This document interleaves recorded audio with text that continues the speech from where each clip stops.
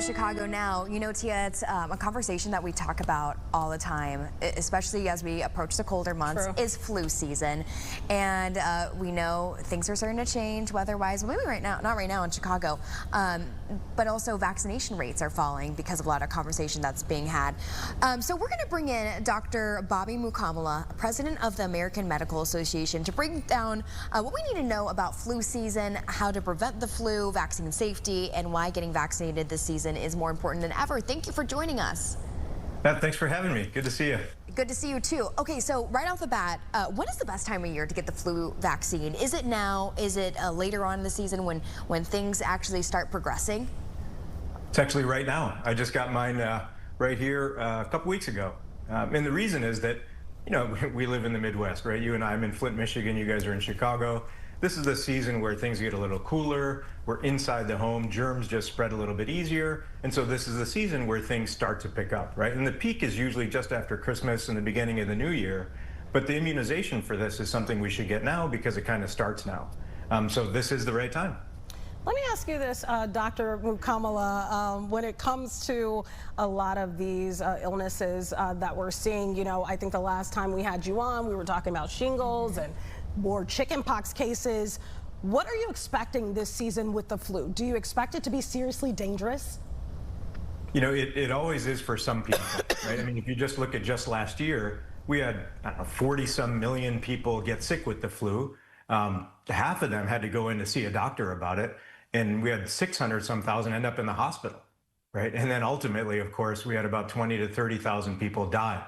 And so it is something that people suffer from. And it's something that we should focus on trying to prevent it. And you mentioned prevention earlier.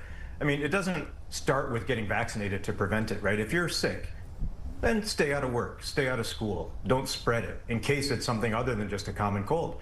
So there's all those kind of good natural ways to prevent something from spreading from one person to the other. And then the way to protect if somebody is spreading it is the vaccination.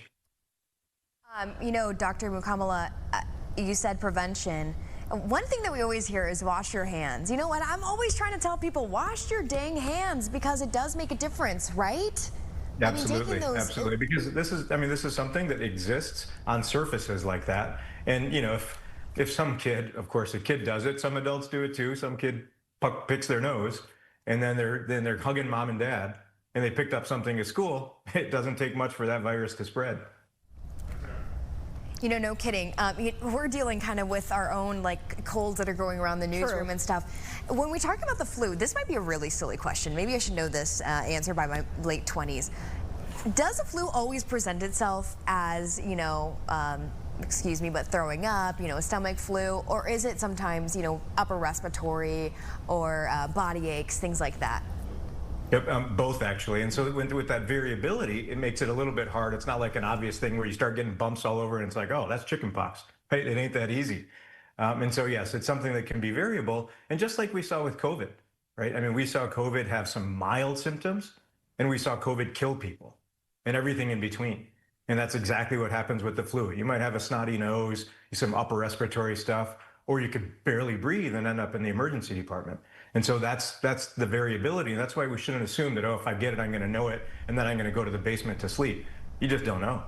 Dr. Mukkamala, let me ask you that.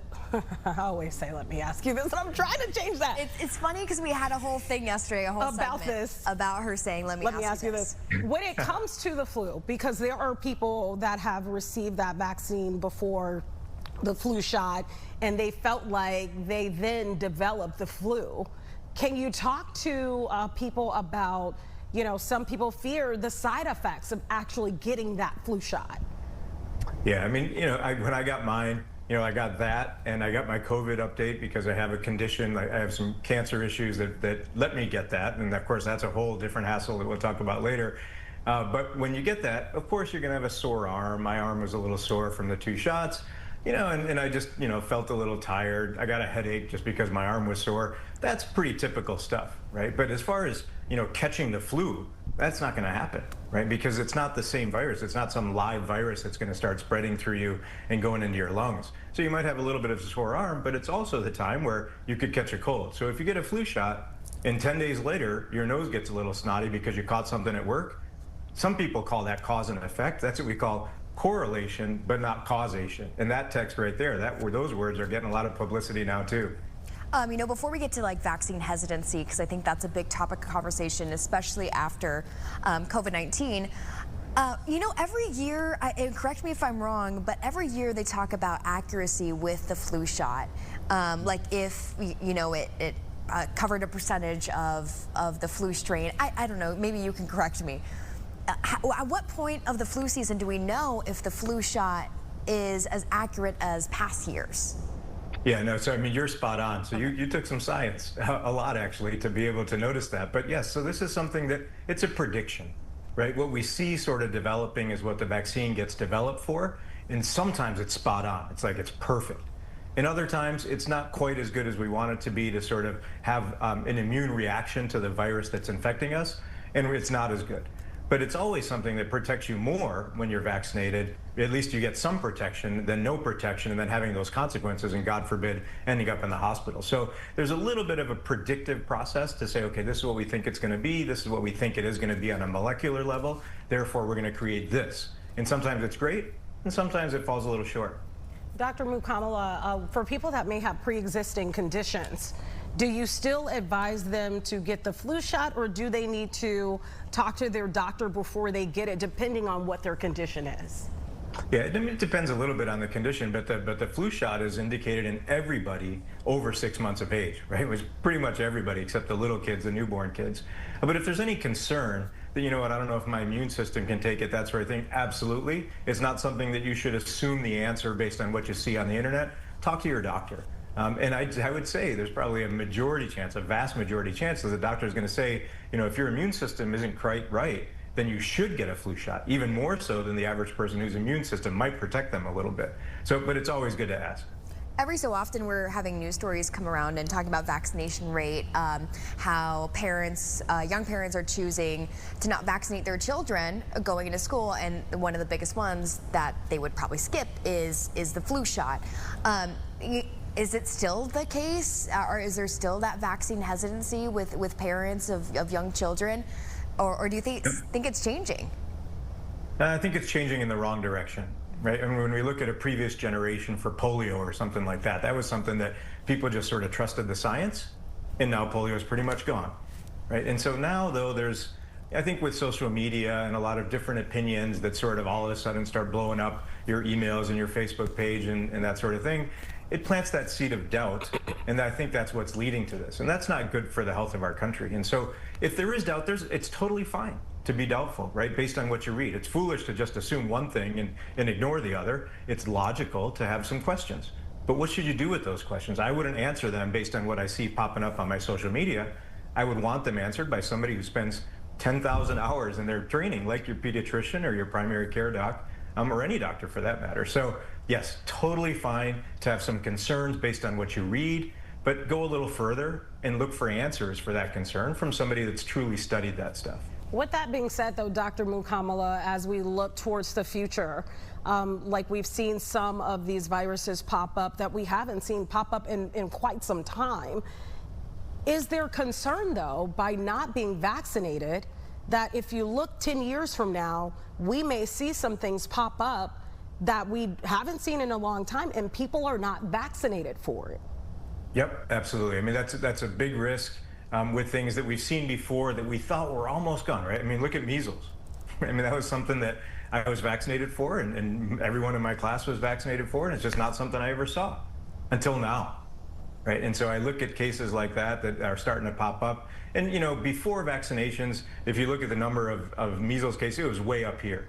And then it came down, but now it's kind of doing this, right? And so that's a problem. That's not what we want to see. So absolutely, it's something that we should work on together to keep all of us healthy instead of letting the virus take advantage of our sort of, dividedness on this. I know we're talking flu shot, but what about some of these alternatives? Like I think the nasal spray is now an option.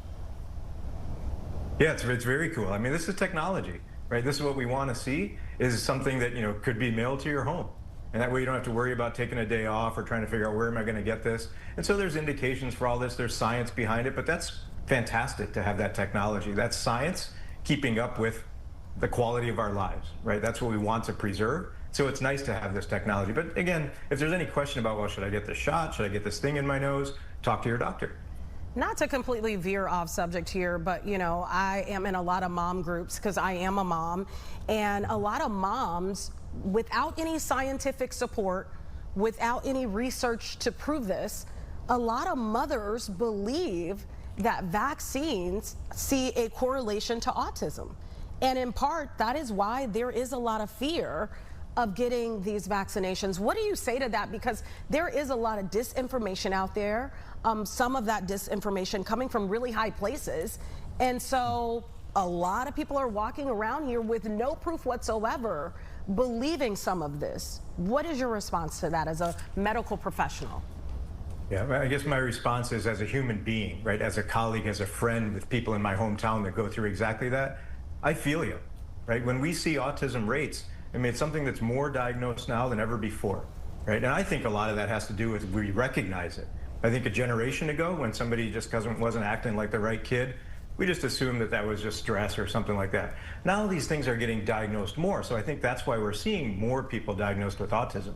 And so if I was a parent, if I was somebody at home and I was worried about my kids, or they're having some symptoms like that, then if I see something like, oh, this is something that caused it. This is related to, their Tylenol, right? Or this is related to vaccinations. All of a sudden it's like, oh, that's my explanation. But that's not based on science. And so I can understand why you think when you're looking for a solution, you're going to find something, you're going to say that's the solution, that's the cause. But that's not reality, right? There's science behind all of these hypotheses, right? Anyone that's taken a science class in high school, they know what a hypothesis is. This is what I think. But then you do studies to see, was my hypothesis right or was it wrong? And that's exactly what this shows, is there's no correlation between vaccinations and this, or Tylenol and this, but this is what we see a lot nowadays. Even without being a mom myself or being in some of these mommy groups, just online in general, you see a lot of conversation, a lot of medical advice that isn't accurate being shared online. I have to ask you, I don't know if you could speak for other practicing doctors, how often do you get people coming in and saying, oh, I saw this online, this is now my opinion, this is what is right? Yeah, I mean, I saw it all the time, especially during COVID. Right, because that was brand new to everybody. It was brand new to us as the doctors in this world. And so, yes, I see that a lot. But I'm thankful for that. When somebody comes to my office, with their kids and says, you know what, I read this, what do you think? That is awesome. That is fantastic. That's exactly how it should be.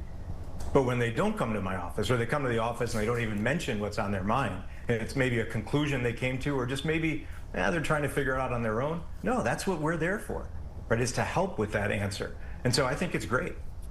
You know what? That's a good perspective. It really is. I like that you're saying that. That is great, because people are actually then trying to learn more and educate themselves. And forced to. Yeah, but then bringing it up to you, a professional. Right, that can explain deeper and more. Yeah, and we all took science. We all took it in grade school and high school. Some of us took a little more. So let's exchange what we think about science and work with each other.